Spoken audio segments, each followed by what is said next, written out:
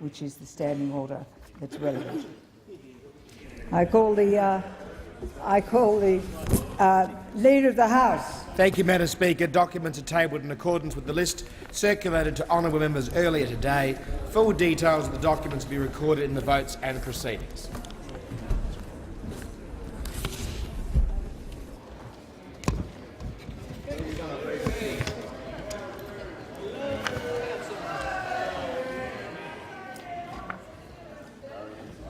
I have received a letter from the Honourable Leader of the Opposition proposing that a definite matter of public importance be submitted to the House for discussion, namely the dangers of prejudice and the importance of social cohesion in modern Australia. I call upon those honourable members who approve of the proposed discussion to rise in their places. And I call the Honourable Member of the Leader of the Opposition. Thank you, Madam Speaker. Right now, more than ever, our parliament needs to promote social cohesion and confront prejudice, ignorance, sectarianism and fear. Because right now we've asked our skilled and brave men and women of the Defence Force to confront prejudice and ignorance and sectarianism and fear in the Middle East. So today I shall ask the Parliament that we too measure up to do our part at home to match the efforts of our Defence Forces, who are preparing to and engage as we speak an enemy of humanity committing crimes against humanity. For ISIL and the like, the enemy is not one nation, one faith or one people.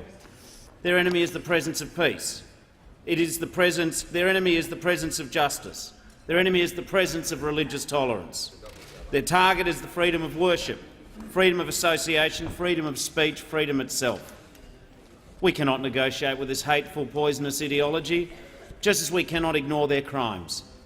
And so Australian forces are joining an international coalition going to the aid of the vulnerable. Labor has always put the security of our nation above politics. And at a time when we face renewed threats of terrorism in our own streets, our number one priority is and always will be the safety of the people of Australia. We should listen to the experts and be guided by them as how we best protect this country, our people and our way of life. But in confronting the threat of fanaticism and extremism on the other side of the world and here at home, we cannot ignore the dangers of prejudice and racism. We must guard against dangerous division. We must recognise that we are stronger and better and safer when we stand together. Madam Speaker, on Monday evening in Melbourne, a 26-year-old woman on the Upfield train line was subjected to a stream of racial abuse from another passenger. The young woman was grabbed by the hair and the neck, and her head smashed into the wall of the carriage multiple times. As the train was approaching Batman Station, the attacker forced the carriage doors open and pushed the woman out onto the platform. Somehow, miraculously, the young woman walked away on Monday with only grazes and bruises. But how did she board that train on Tuesday? How did she face the world knowing that the way she looks makes her less safe? How does she cope with the fear, the terrifying anxiety, the sense that everywhere she goes she's a target for ignorant bullies? Madam Speaker, every manifestation of prejudice does damage. It dents confidence. It undermines our great, inclusive Australian social democracy. It jeopardises our safety. It threatens our security. This exclusion, this denigration, can radicalise the isolated, the vulnerable and the unwell into the hands of extremism. This is the danger that we must confront and act against. As leaders in this parliament, we owe no less to our people. We owe no less to our troop going into harm's way on our behalf. The tiny handful of our citizens who've been drawn to the radical circle of ISIL and their like were not born full of hatred and rage. They were not born for a life of death. But now they're manipulated to the arms of a radical cause that some would die for. We must ask ourselves in this parliament whether we as a nation, as a people, as a parliament, can do more to moderate the angry and engage the disaffected, to temper the prejudice that feeds radicalisation, to display the courage to jealously guard the safety, cohesion and harmony that has long been a cherished part of our society, to shepherd those shunted to the margins and to bring them to the centre, This is an obligation that we as parliamentarians owe all our citizens. It is a duty that we as parliamentarians owe Australia. It is the social contract of our unique and modern Australia, our multicultural nation, enriched, emboldened, enlightened by mass immigration. People who come to Australia should leave their old conflicts behind. People who come to Australia should obey the one set of laws that govern us all. But for those who've come across the seas from every country on earth, they should not have to abandon their religious and cultural practices.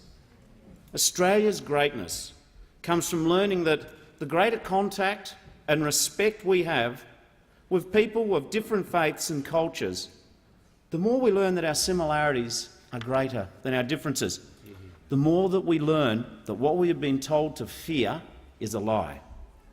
We know our differences are not mysterious or fundamental.